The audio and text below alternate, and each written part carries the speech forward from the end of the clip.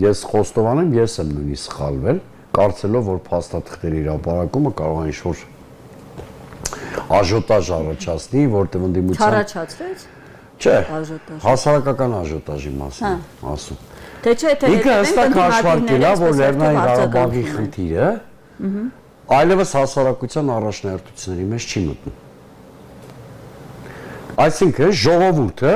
նույնիսկ պատասխանը ունենալով, որ Նիկոլն է կործանել Արցախը,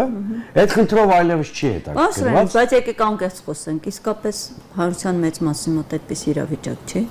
Մեծ մասի չի հետաքրքրում։ Ասեմ ինչի, ոչ թե մեր հասարակությունը վատն է, դղել եկեք ճիշտ անկեղծ լինենք, որտեղ մեր հասարակությունը շատ իրատեսա եւ մաշկով զգում է, որով եկավ իշխանության, մեկ այլ Ղարաբաղը հետ բերող չի։ Այն իր սրտի իշխանությունն էլ որ ձևավորի, այսինքն անիրական խնդիրը եւ անցյալի խնդիրը չի ուզում դարձնել առաջնահերթություն հասարակությունների համար։ Սա ակնհայտ է։ Որտեղ մենք տեսնում ենք, չէ՞ քաղաքական գործիչներ, կրկնում եմ, սա չի չեղարկում այն ազգակործան պատասխանատվությունը, որ Նիկոլ Փաշինյանն ունեցել է Արցախը կործանելու հարցում։ Ես մենք խոսում ենք հասարակական տրամադրությունների մասին։ Իսկ երբ որ հասարակությունը անտարբեր է, այս բանավեճը բացելով Նիկոլ Փաշինյանը մի հատ բան է շահում։ Այս նկարն է շահում։